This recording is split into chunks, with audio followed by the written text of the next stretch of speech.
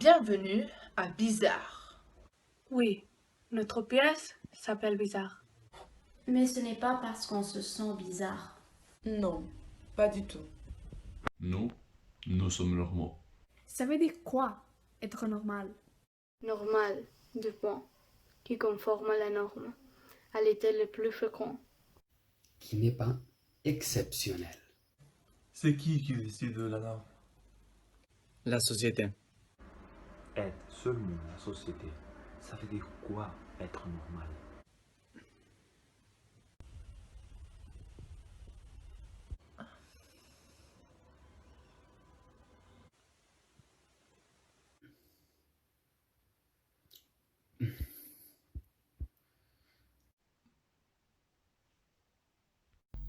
Toi, tu te sens normal? Moi non plus.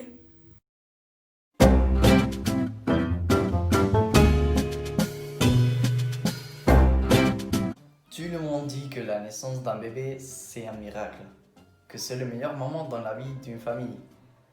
Mais ma famille n'est pas normale. Ma famille n'est pas comme les autres. Et moi, je crois que je suis la seule personne qui se souvient de sa naissance. J'en peux plus, enlevez-moi ce pense qui me fait tellement mal. Oh là là, ne commencez pas de se quitter vous deux. Je vous ai mis égal. Qu'est-ce que tu as donné comme calmant? Elle est en train de délirer. Bon, je lui ai donné ce que tu m'as dit, pas plus. T'es sûr? Complètement. Je respire déjà. Je suis en train de respirer. Il est où le papa? Ah, t'aimerais savoir où il est où le papa? Le papa. Il doit être en train de jouer avec Peter Pan et sa poudre magique. Comment? Il a peur, il ne veut pas grandir, lui.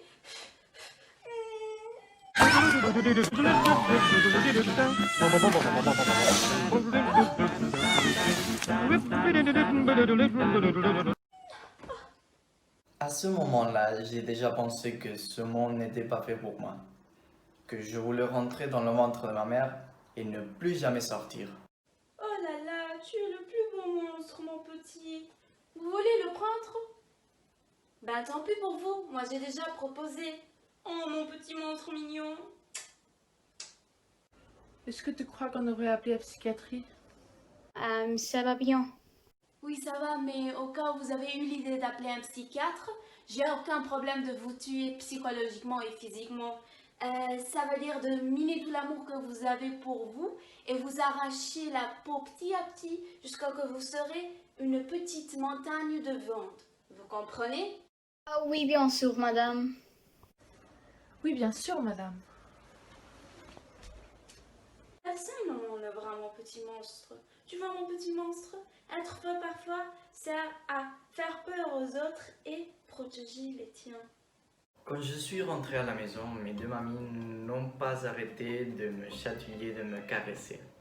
Moi, je leur criais, sauf que je ne savais pas parler encore. Mais je leur disais, laissez-moi respirer, je ne veux pas être ici. Je veux retourner dans le ventre de ma maman. Là-bas, j'étais tranquille. Là-bas, j'étais le roi. Et ça a continué même quand j'étais plus grand. Et même si je leur faisais des questions en camote. Mamie, comment est-ce que vous avez pu accoucher maman si vous n'êtes que deux femmes? Vous n'avez pas besoin d'un homme pour ça? Mon petit bébé. Je ne suis pas un petit bébé. Mais si tu l'es, pour nous, tu seras toujours un petit bébé. Mon petit bébé qui croit que si tu fais un petit peu en zizi. Comment? Oh la belle innocence, qui croit que pour être une femme, tu ne dois pas avoir un queue. Il y a tellement de réalités que tu ne connais pas, mais j'en pénisse. Comment ça? Mais je suis une femme aussi. Mais comment ça? Oui, tu es ma femme. Viens aussi, mon chéri. C'est ici que j'ai vécu ma première explosion de tête.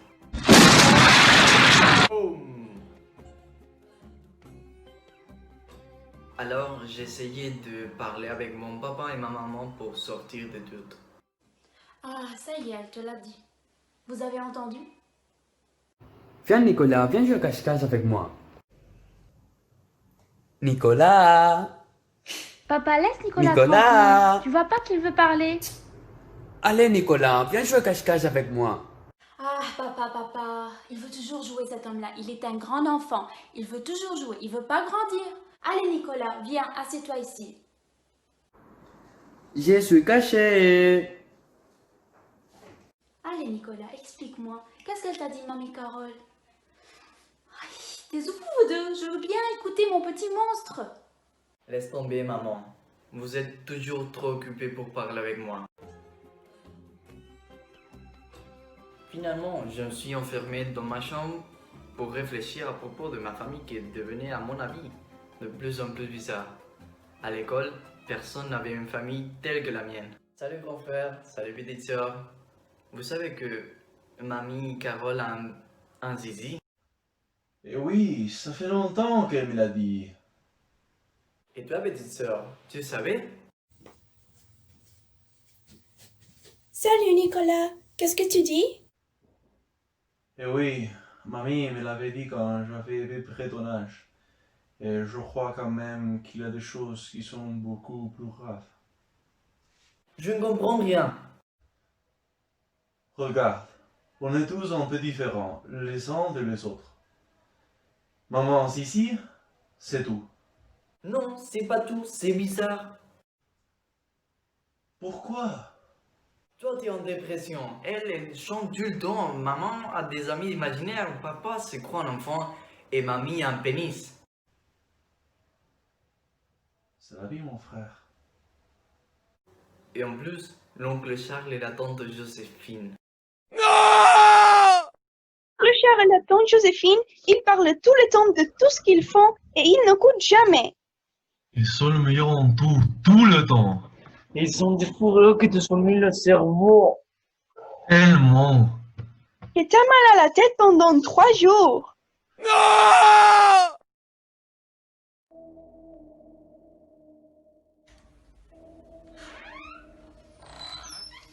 Oh là là, ça sent bon.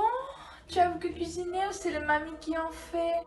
C'est sûr que c'est le mamie parce que ça fait très bien cuisiner. Et la table? Il faut mettre la table. L'autre jour, nous sommes allés dans un restaurant. Oh là là, quel restaurant incroyable! Et c'était tellement aimable et amusant aussi.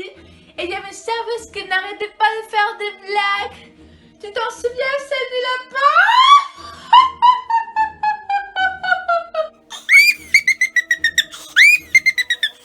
Vous êtes tellement rare maintenant. Quand j'avais votre âge, j'étais le meilleur en mathématiques et en sport. Regardez ces muscles. L'autre jour, j'ai fait 202 au gym. Pas tout le monde peut avoir de faire ça. Je sais, je suis trop top.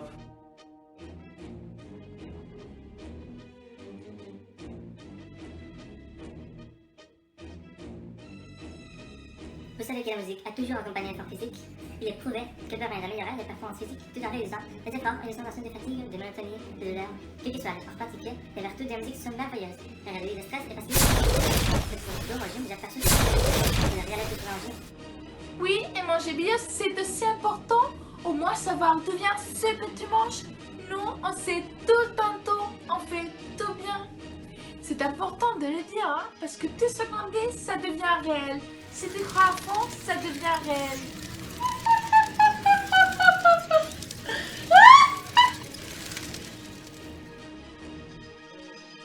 Bébé. Nicolas, viens jouer avec moi. Petit. Taisez-vous, vous deux. Oui, mon petit monstre?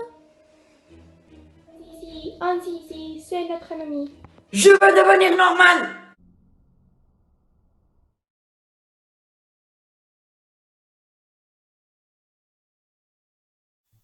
Mes chers parents, je pars. Je vous aime et je pars. Vous n'aurez plus d'enfants ce soir. Je ne m'enfuis pas, je vole. Comprenez bien, je vole. sans fumée, sans alcool. Je vole, je vole. Elle m'observait hier, soucieuse, troublée, ma mère, comme si elle le sentait. En fait, elle se doutait, entendait. J'ai dit que j'étais bien, tout à fait l'air serein. Elle a fait comme de rien, et mon père démuni a souri. Ne pas se retourner, s'éloigner un peu plus. Il y a gare, une autre gare, et enfin l'Atlantique. Mes chers parents, je pars. Je vous aime et je pars. Vous n'aurez plus d'enfants ce soir. Je ne m'enfuis pas, je vole. Comprenez bien, je vole. Sans fumée, sans alcool. Je vole. Je vole.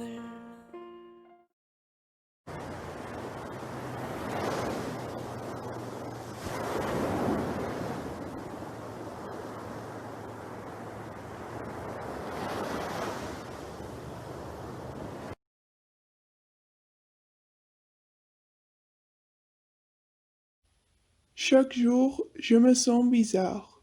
Pourquoi est-ce qu'elle n'existe pas, cette émotion? Je me vois, je me compare avec les autres et je pense, je suis vraiment bizarre. J'aimerais un jour me réveiller dans un autre corps, encore plus parfait, être la plus populaire pour un jour. Est-ce que ça serait possible? Un jour, qu'un jour seulement. Un jour pour me sentir importante, normale. Un jour d'être tranquille. Un jour de ne pas me mettre en question constamment. Je demande que ça. C'est trop? Se sentir bizarre est la sensation de solitude, d'impotence. Se sentir le centre d'attention, les différents, l'étranger, loin de tout le monde. Sentir le froid, les stéréotypes, l'obligation. Se sentir le nouveau.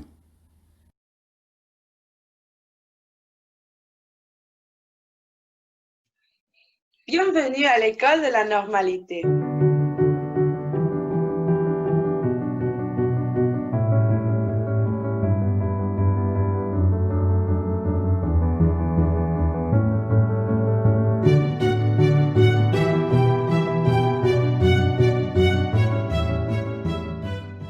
Si vous êtes arrivé jusqu'ici, c'est parce que vous avez fait un grand pas dans votre vie.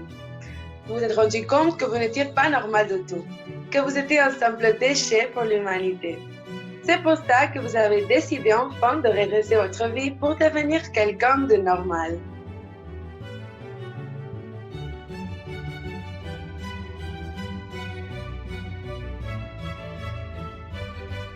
Les horaires de votre redressement seront de 24 heures à partir de maintenant.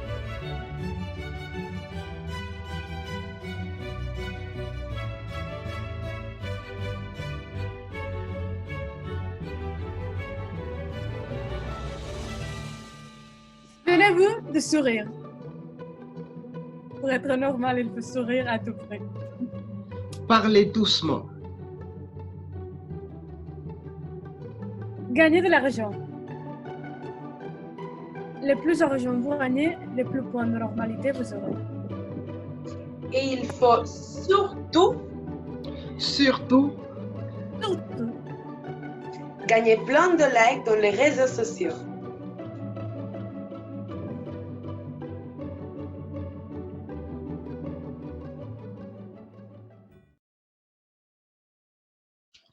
Est-ce que vous avez rempli le formulaire du deuxième étage?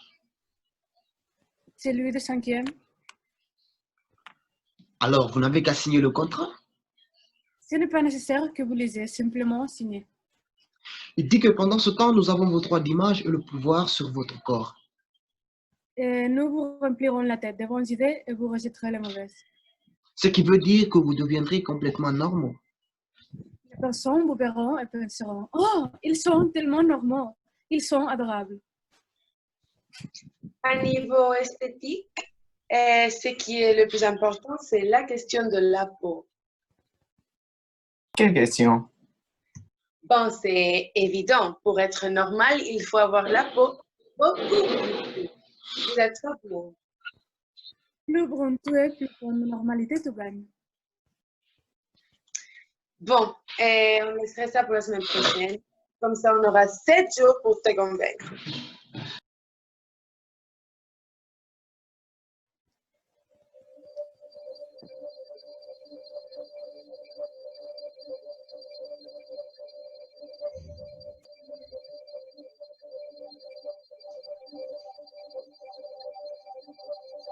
Je m'appelle Martina. J'ai 16 ans et j'ai peur de tout. Depuis que j'étais bien petit, j'ai senti que ma vie était en danger, que je pouvais mourir. Et c'était nécessairement pas vrai. J'ai vécu toute mon enfance avec mes grands-parents. J'avais 2 amis à l'école. Mais lorsqu'on a passé au lycée, tout a changé. Bizarre. J'étais la bizarre. Tout le monde chuchotait quand je passais. Et ce qui chuchotait n'était encore pas agréable, parce qu'il n'y a qui me disant à vive voix: coucou, capuchon, on sait que te cache un petit monstre sous ta capuche. Connard, va avec ta maman et laisse-nous tranquilles. Ça fait déjà 4 années que je l'ai dit au lycée et je veux devenir normale, ne pas avoir peur. Je me suis inscrite dans la bourse pour l'école de la normalité et je l'ai gagnée. Première fois dans ma vie que j'ai gagné quelque chose. Je vais essayer.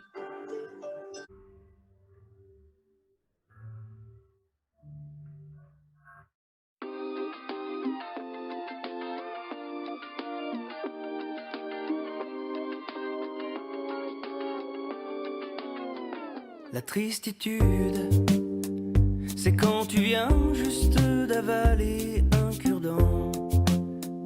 Quand tu te rends compte que ton père est suisse-allemand. Quand un copain t'appelle pour son déménagement. Et ça fait mal, la tristitude. C'est franchir le tunnel de Fourvière le 15 août. Quand tu dois aller vivre à Nogent le Rotrou. Quand ton coiffeur t'apprend que t'as des reflets roux. Et ça fait mal, la tristitude. C'est moi, c'est toi, c'est nous, c'est quoi? C'est un peu de détresse dans le creux de nos voix.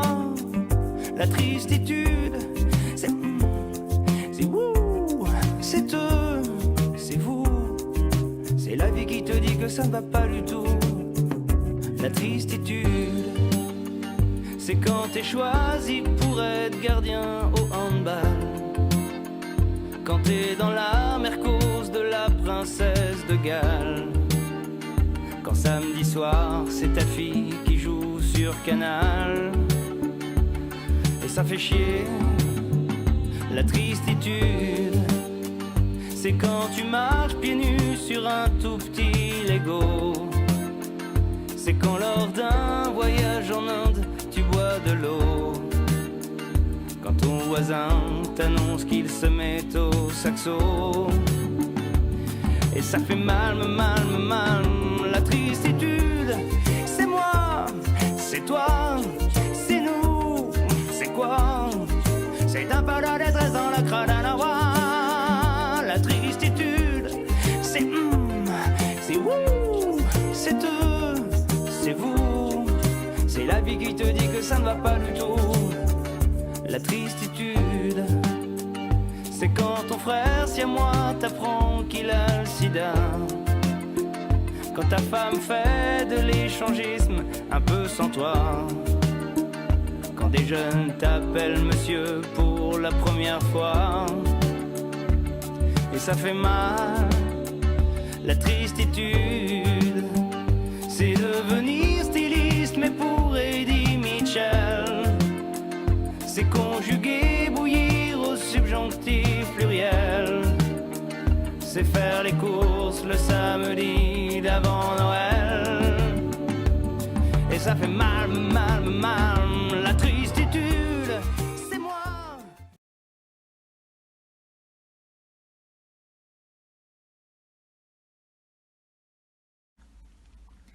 Excuse-moi Nicolas si quelquefois je ne t'ai pas laissé parler ou exprimer ce que tu penses, ou tes opinions à cause de mon incontinence verbale, et ma nécessité de me sentir écoutée, d'être aussi le centre d'attention. Quand j'étais plus jeune, il y avait des filles de ma classe qui n'arrêtaient pas de se moquer de moi et je me sentais inférieure. Quand j'ai grandi, j'ai voulu payer ce qu'elles m'ont fait avec vous. Maintenant je comprends. Je vais essayer de changer un petit peu, d'écouter tout le monde et que nos moments en famille soient agréables. Je t'aime. Ta tante Joséphine. Nicolas, tu lui manques à ta famille. Je sais, tu penses qu'on est très bizarre et que tous tes problèmes vont se résoudre avec l'école de la normalité. Mais ce n'est pas vrai.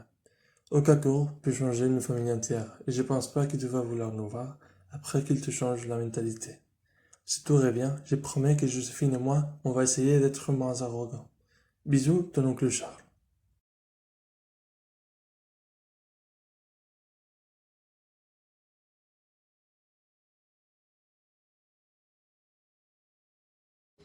J'ai vu que je n'étais pas comme les autres. Les autres, ils étaient blancs et moi, je n'étais pas blanche. Je crois que chacun est étrange à sa manière, mais c'est justement ça ce qui nous rend uniques. Bon, dans notre vie, on juge tout, tout le temps.